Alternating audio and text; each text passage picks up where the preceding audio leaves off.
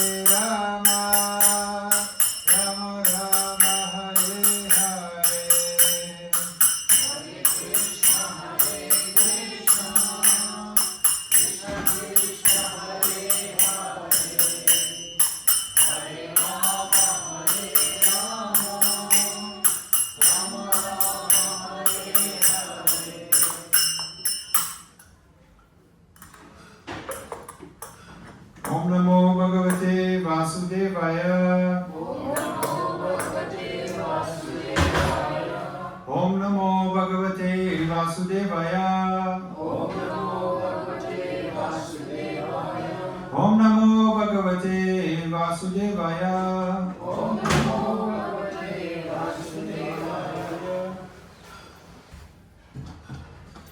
Okay, so today is going to be Bhagavad Gita 8.6. Please repeat it after me. Yam yam vapi smaram bhavam.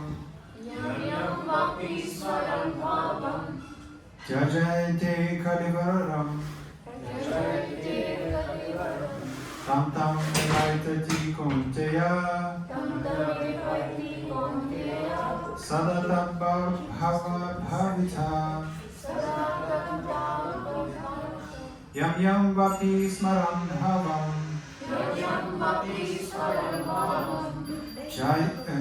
Tyajatyante kalevaram. Tam tamivaiti kunteya. Sadatat bhava bhavita. Anyone would like to say this? Repeat. Yam yam vapi smaram bhavam. Yam yam vapi smaram bhavam. Tyajatyante kalivaram. Tyajati kalivaram. Tam tamivaiti kunteya. Tam tamivaiti kunteya. Sada tattva bhavita. Sadatat bhava bhavita. And one Prabhuji, perhaps? Can I do it? Yeah. Yam yam vapi smaran bhavam. Yam yam vapi smaram bhavam. Tyajat ante kalavaram. Tyajanti kalevaram. Tam tam ivati konteya. Tam tamivaiti kunteya. Sada tad bhava bhavita. Sada tattva bhavita. Okay, so translation. Whatever state of being one remembers when he quits his body, O son of Kunti, that state will attain without fail. The purport. The process of changing one's nature at a critical moment of death is here explained. A person who at the end of his life quits his body thinking of Krishna attains the transcendental nature of the Supreme Lord. But it is not true that a person who thinks of something other than Krishna attains the same transcendental state. This is a point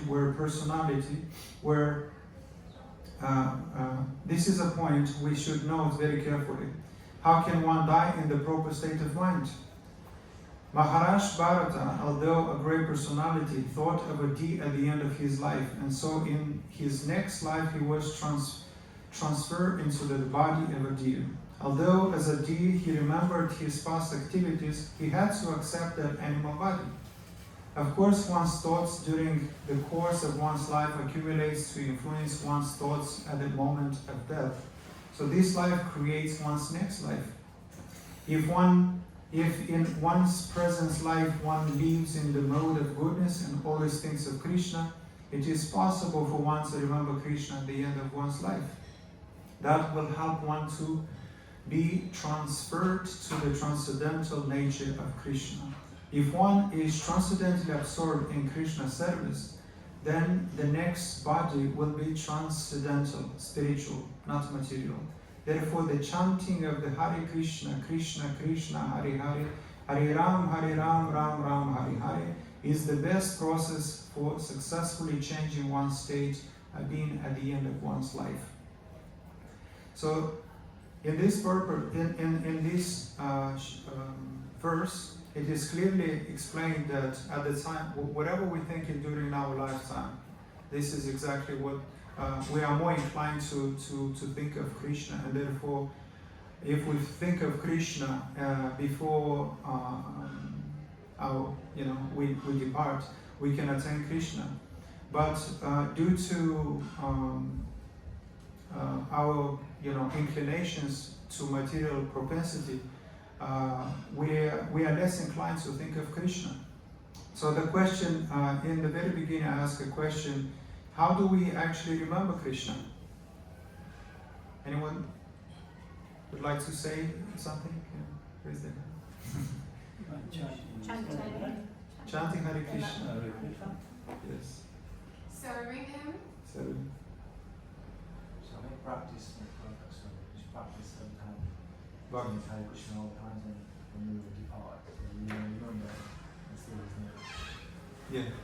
Especially if we read Bhagavatam, Bhagavad Gita, we start to remember the qualities of Krishna, and therefore we gradually start to remember, become attached to it. Just like we become attached to any qualities in this material world. And therefore, when indirectly we are always attracted to the Supreme. Especially when we are attracted to skills, to intelligence, to beauty. This is the easiest one. Indirectly we are attracted to the Supreme because these are just a spark of His opulences.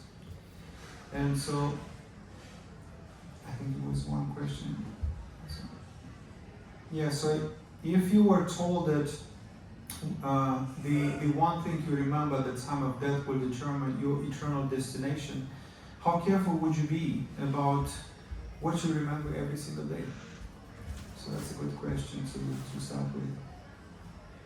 And so Smaranam, which is the third limb of bhakti, following the first two are hearing and chanting. And so hearing plants the seed, chanting nourishes it, and remembrance is where it takes the root in the heart. So hearing is like putting water into a sponge and the mind absorbs, and chanting is like squeezing the sponge to release that nectar. And Smarana is the fragrance that remains always present even when the sponge is very dry. So it is very clearly that we need to cultivate the remembrance by reading Bhagavatam and Bhagavad Gita, especially Chaitanya Charitamrita. And therefore, we will have no difficulty to think of Krishna, because we think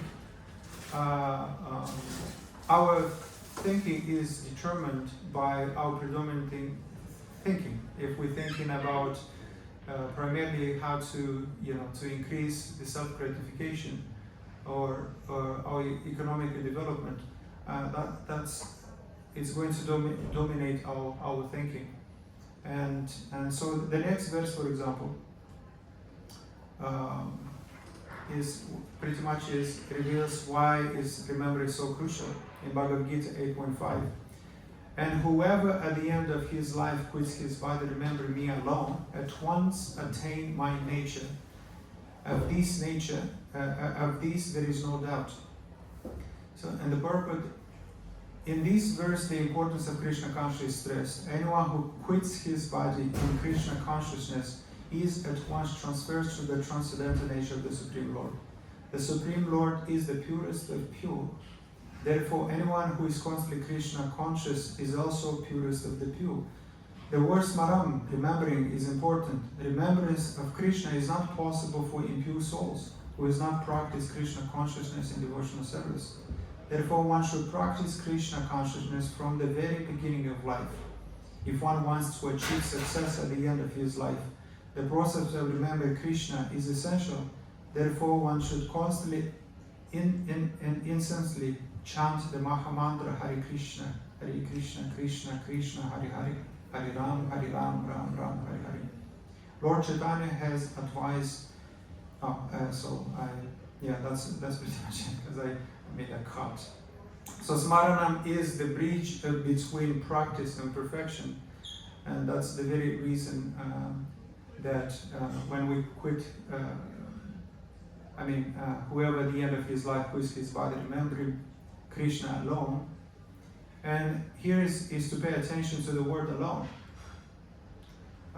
because if you're thinking of something else, then you attain something else. If you're thinking of a family where your ancestors were demigods, that's where we go. And so it's very important to think of Krishna. And this is only possible if we always think of Krishna all the time, no matter what. And later we're going to explore those practical steps, how we can cultivate this to remember Krishna. Because it might sound confusing when it comes to on the level of practice. So, you may not always chant, you may not always hear, but the mind is always thinking. If the mind is not remembering Krishna, it is remembering Maya. And not Maya can be very captivated. And so a question we can ask ourselves is, what do you most often remember when you're alone? Unoccupied or stressed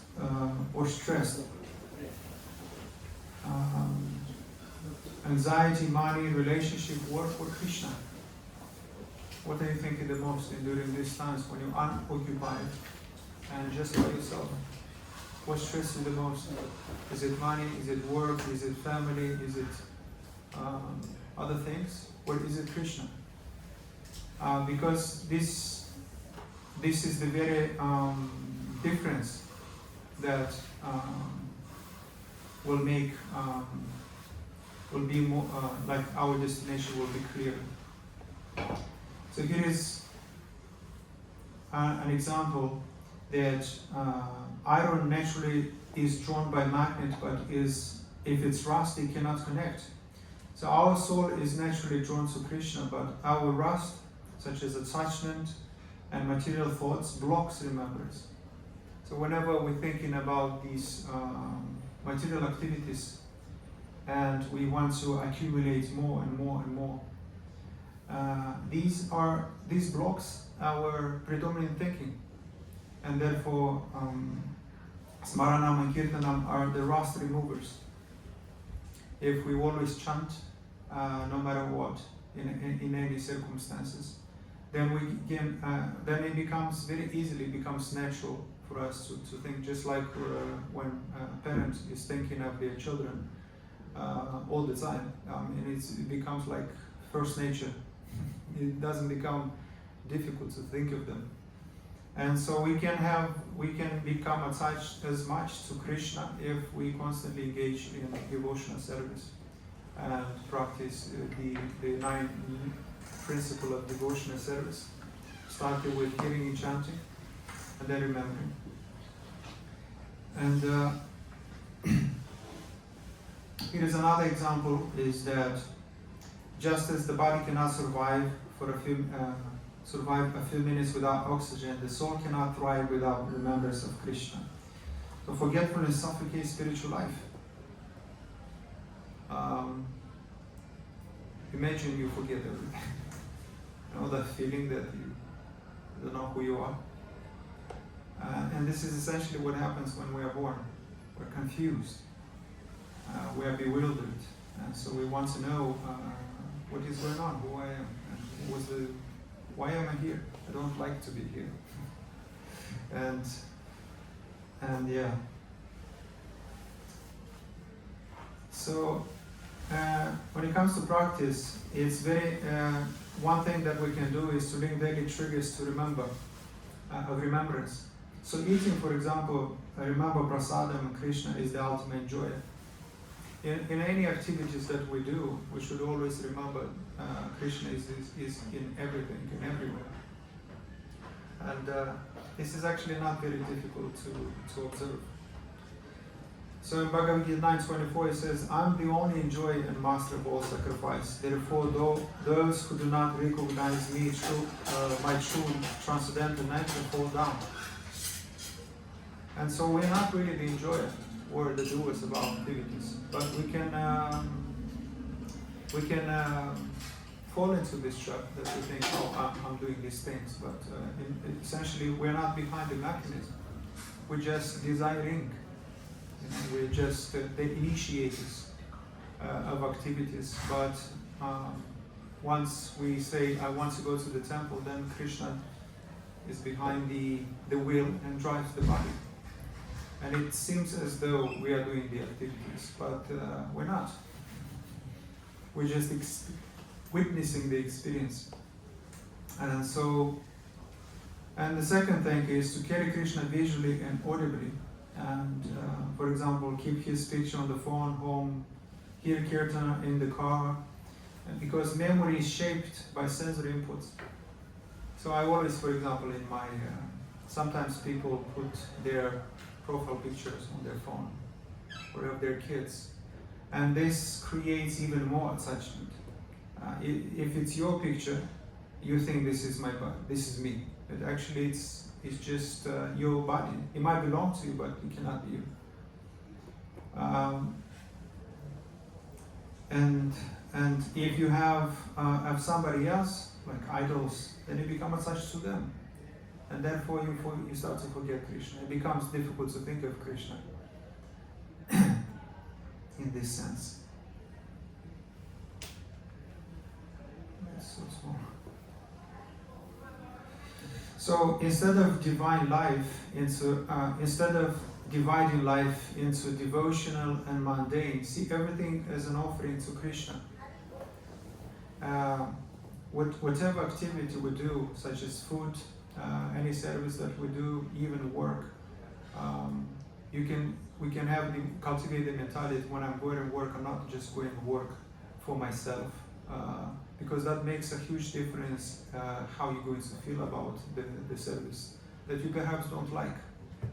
But if you change the mood behind, this is not actually for me, but I'm going to work so I can get some resources to maintain this mind so I can serve Krishna. And so therefore, I'm going to work for Krishna. And that completely changes how we feel about whatever duty we may have. Eating becomes prasada when we first offer it to him. It's very important. Otherwise, everything becomes like a sin. It's not justified. And therefore, it doesn't benefit us as much unless it is offered to Krishna. Then he purifies the meal, and we avoid this contamination or poisoning, for example. That risk is reduced. So work becomes bhakti when you consciously think this effort is for Krishna's pleasure. One story that I often share about this is about the three men who was carrying stones in a construction field. And a saintly person approached these three individuals, and he asked the first guy, it's like, what are you doing? And he said, can't you see I'm carrying stones? That's what he thinks he's doing.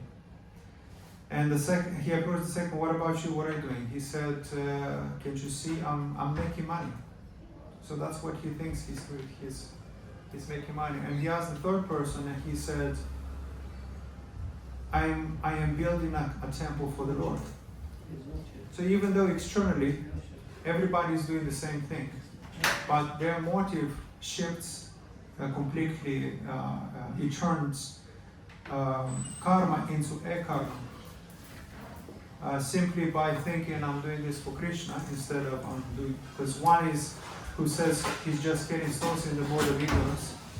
The second is thinking that he's making money is in the mode of passion. And the third is the mode of business because he's thinking he carries stones for the Lord. He contributes to the building the temple. So the third one, when you think that this is I'm doing this for Krishna, it turns the karma into akarma, which is three. One is bonds us to this material world and has reactions, and another one just changes the how we feel about it, changes into akarma, which is non-reaction, which is eternal activity. And so if we constantly remember this, then we can become even liberated even in this body. Even resting can be done with the remembrance. I need strength to serve Krishna's tomorrow. Yeah. And so just a shift of perspective can change everything. So forgetfulness usually happens when we think life is ours. And the shift happens when we remember, I'm not the doer, everything is His, I'm His servant. That transforms daily life into seamless remembrance.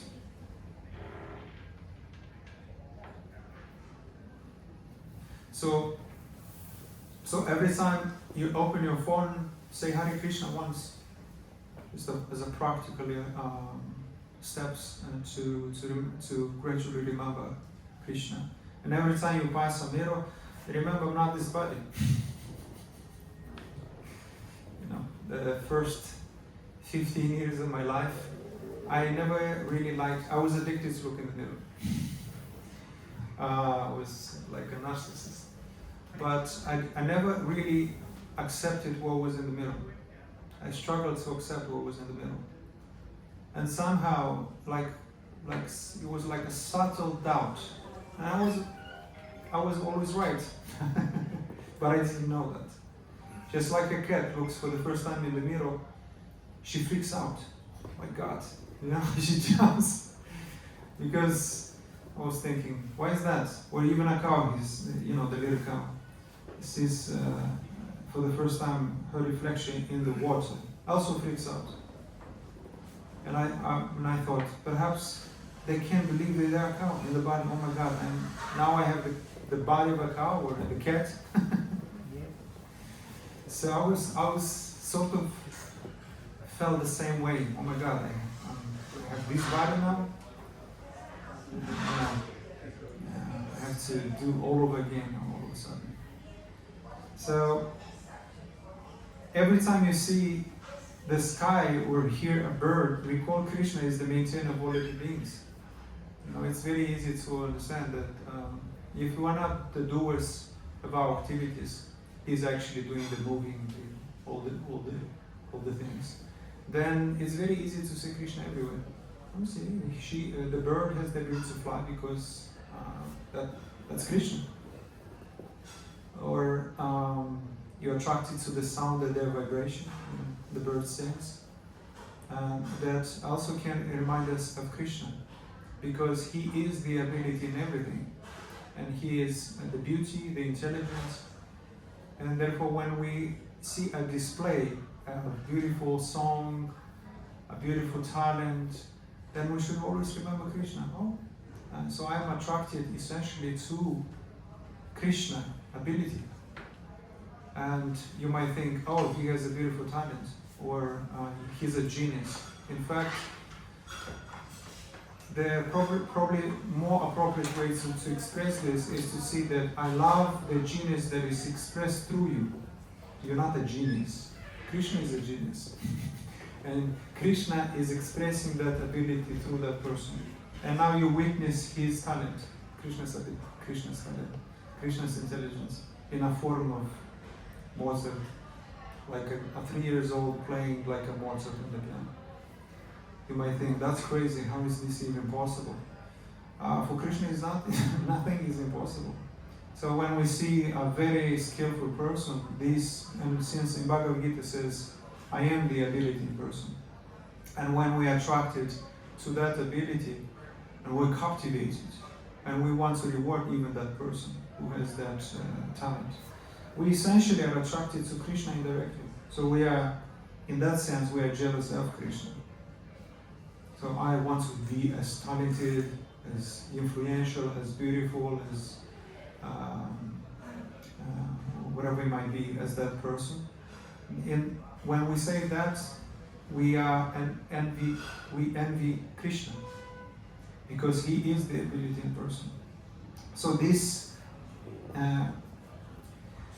these micro moments stack up. Instead of relying on one long meditation, you build dozens of small reminders that rewrite the mind to constantly turn back to Krishna. When we always remind ourselves, what is Krishna? And the only way to actually identify Krishna is to study his qualities. And then you start to see them everywhere. You see the beauty, one of his qualities, beauty, intelligence. And he has infinite qualities. Isn't that crazy? So how can you understand Krishna's qualities? They are infinite. So Krishna has, because he's very intelligent, the way he does is, because even Krishna doesn't understand himself, his infinite qualities. So when he wants for a devotee to understand, he personifies those qualities within, for example, a few qualities within one person. And you start to kind of see the qualities manifest, expressed through one person, and you start to become familiar with Krishna's qualities through that incarnation. So forgetfulness of Krishna equals bondage, and remembrance of Krishna equals liberation. So now, we do not choose whether we will remember, we will always remember something. The choice is only, do we remember Maya or do we remember Krishna? And so when we engage primarily into self-gratification, we always remember Maya. And when we practice devotional service, we always remember Krishna. It becomes very easy. So the reality of people's last words, I've been researching perhaps a few months ago about what the nurses in the hospice say about their patients' last words. So that hooked my attention. I was very curious because different individuals express different, they say different words. A person such as Steve Jobs, perhaps you're familiar, he said 3 words. Wow, wow, wow. That's his wife shared that with the public. So, because, he was, I think he had like a cancer or something like that, and he tried to solve the problem through some Asian means, and didn't rely on the scientific methods. Therefore, he prematurely died. But his last words was due to his attachment. He was very bewildered. But a person who is familiar what happens to the soul at the time of death, which is just transmigration from one body to another, is not bewildered. And therefore they are not going to say, wow. So many cry out for their mother. What I've discovered when I was searching about it, there was an experiment of, there was 1,000 experiments of that the majority of people remember their parents, mother. So if you remember your mother, then you start to end up in the womb, I think it's called, in another mother. So you are reborn again. And so whatever you are touched, whatever you remember at the time of death, that's what you remember. And some speak of unfinished business, regrets and fears. Others express pain, confusion, or fear of darkness. And I also was interested, what about the philosophers? What they would say at the time of death. And they usually say some philosophical stuff. I wish I could see beyond this, or I would have done that. So it's either a philosophical sentence that makes no sense, or unfinished business, unfinished kind of perception, unfinished understanding, or what was the second one? I forgot. So it's very interesting that different level of consciousness have different end up with different thoughts at the end of life. And but the majority end up with remorse. I wish I've done that. I wish I've loved. Loved more, or I wish I was more compassionate, or I wish I deepened my relationship with Krishna. That's even better. And so rare are those who leave the world peacefully remembering God. This is very rare. And if a person remembers Krishna at the time of death, they are very rare and unique soul. So if the final moments exposes our deeper attachment, what will you call out at the end of your bank at the end of life? Your bank balance, your family, your fears, or the Lord? Well, what would you remember? And this is determined primarily by our predominant thinking and activities. If we engage constantly only in acquiring, trying to increase our means to self-gratification, because essentially when we accumulate wealth, when we are remaining in ignorance, is to maximize, self-gratification, to maximize the pleasure of my eyes, my ears, my nose, the touch, genitals, and so on and so on. So it's very good question to ponder upon. Here is a good example, which is basically the psychological habitual thought, is that the mind at death is not something we suddenly control. It is like a river flowing for decades. It will not change its course in the final seconds. So here is a very beautiful analogy on the right. Imagine a student cramping the night before an exam, but he never studied the whole year. At the final test, he will fail. Similarly, if we live without remembering Krishna, how can we expect to suddenly fix the mind on him at death? It's very powerful, because if you're unprepared before the exam, would you remember the notes? Would you remember? You won't remember. Your mind will be frozen. You'll see the questions in the exam, and you will struggle to remember, and you will have the propensity to cheat. You cannot cheat death, right? And so, in the same way, if we are not constantly trying to prepare for death, then whatever we are attached to, we're going to remember. Kids, business, whatever it might be. So if we never study Krishna during life, hoping to suddenly remember him at death is like a student expecting to pass the final exam after years of neglect. The outcome is already decided. And I've learned that I think it was a quote about preparation. Preparation is, I forgot one. It was a good one. Anyway, so if we do not try and remember it daily, the final test will be lost. What you focus on expands. I think perhaps it's a law. What you focus on expands. So whatever you focus on, if you focus on health expands. If you focus on relationship expands. And if you focus on cultivation of love expands. If you focus on faith expands. But if you don't, it declines, it diminishes. And so if you focus on crap, unfortunately, crap expands. So it's very important what we focus on expands. And there is a law of price tag that I like to also incorporate in this, because it makes a lot of sense.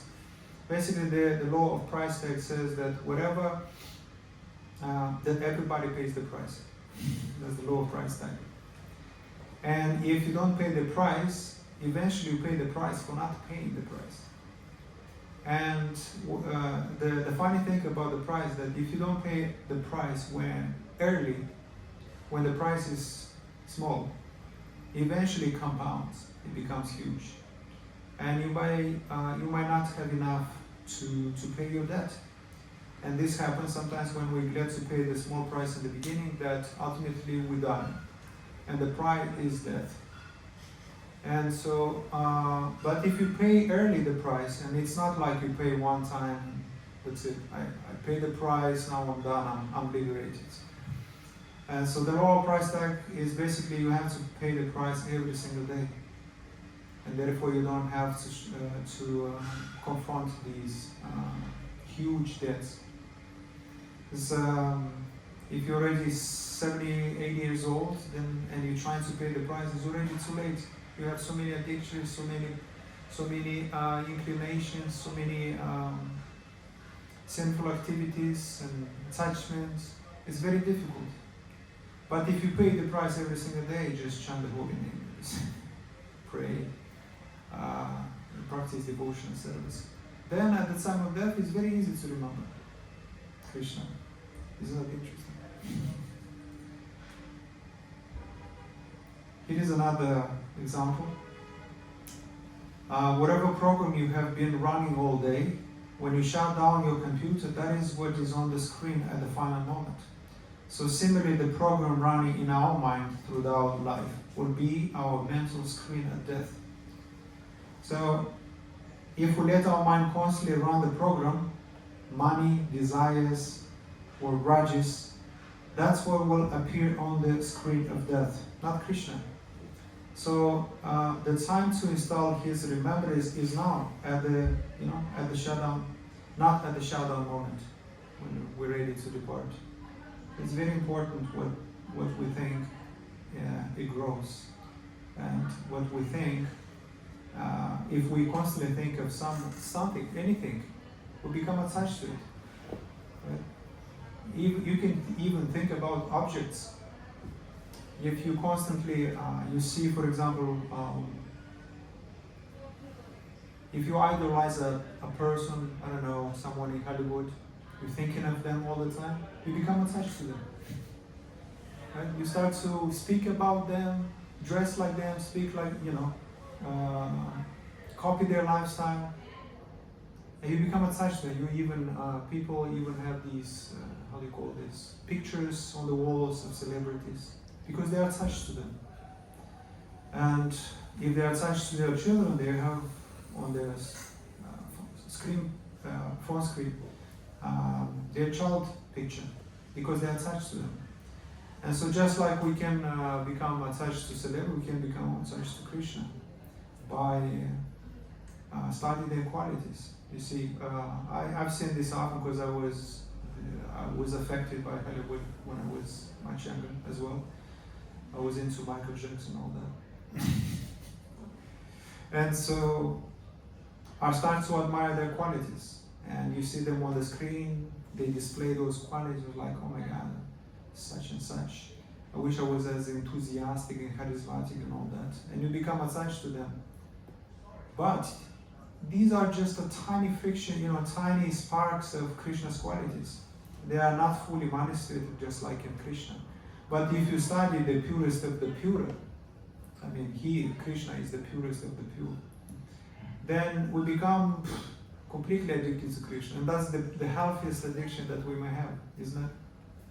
If we must become addicted to something, why not Krishna? Why, temporary things? Why not eternal things?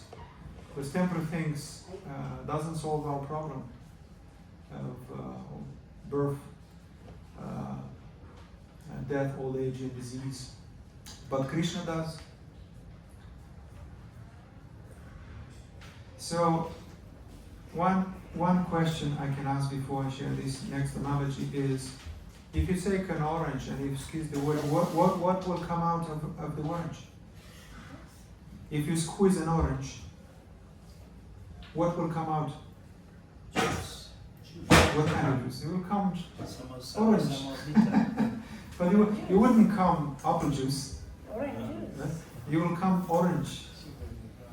And so, just to kind of make the point, and so this analogy is about this. When squeezed, an orange will never produce apple juice. At the moment of death, when life squeezes us, whatever we cultivate inside will come out, whether material or spiritual. It's a very beautiful analogy. This is often used and interpreted in different ways about the squeeze analogy. So when we are squeezed by life, sometimes anger comes out, sometimes frustration. So what comes out under pressure is never accidental. It's simply the truth of what we've been storing inside all along. If we haven't filled our heart with Krishna, death will only squeeze out everything else. So an orange cannot be suddenly decide to give mango juice at the last squeeze. Likewise, we cannot expect Krishna's to appear on our lips at death unless we have been filling our heart with him every single day. So if we think of Krishna all the time, then at the time of death, when we're squeezed by life, naturally Krishna will come out on our lips. The first thought will pop up in our mind is Krishna. So that would be very, that would be the mercy. So usually this mercy is given to those who constantly think of Krishna unmotivated. And here is back to the verse that I shared earlier, that and whoever at the end of life quits his body, remain me alone, at once attains my nature. Of this there is no doubt. So notice the word alone is not mixed thoughts, not half Krishna, not half worldly, but exclusive remembrance. So this means that at the time of death, we have to think of Him alone. That's why the word alone is very important in this context. Because if you're thinking of anything else, that's where you end up. And so our predominant daily thinking is our training ground. Just like an athlete prepares for years for one athletic race, our whole life is training for that single race of death. To simply cultivate the unshakable attachment to the Supreme. Therefore, we won't struggle to think of Krishna at the time of death. So that's very interesting. And so, if today were your last day, what would your final words be? Whose name would slip for your lips? Not by effort, by habit. Good question to reflect. And so if your mind were squeezed right now, what memory would come out? A song, a business deal, a loved one, or Krishna? Yeah. We might think, oh, I'm so attached to Krishna or the holy name, but when someone squeezes us, all of a sudden, like, when we are squeezed by calamities or loss or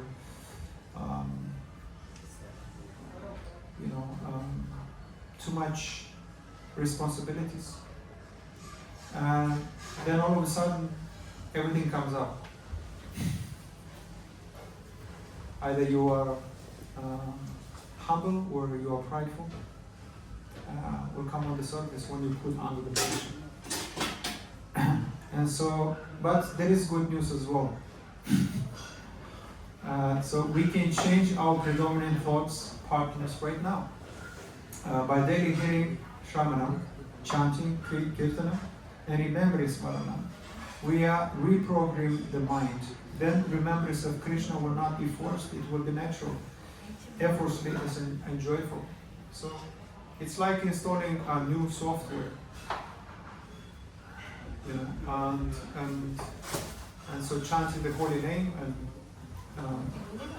hearing, it's just like installing a new software. And so it wouldn't be any difficulty for us to remember Krishna at the time of death. And with this, I'm going to conclude. Okay? Thank you very much.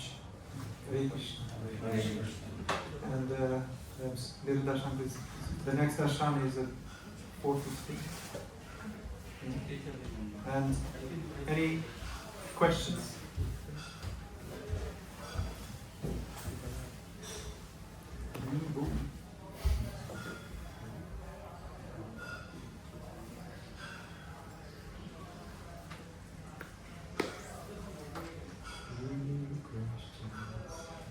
About remembrance, touching. We have 5 minutes.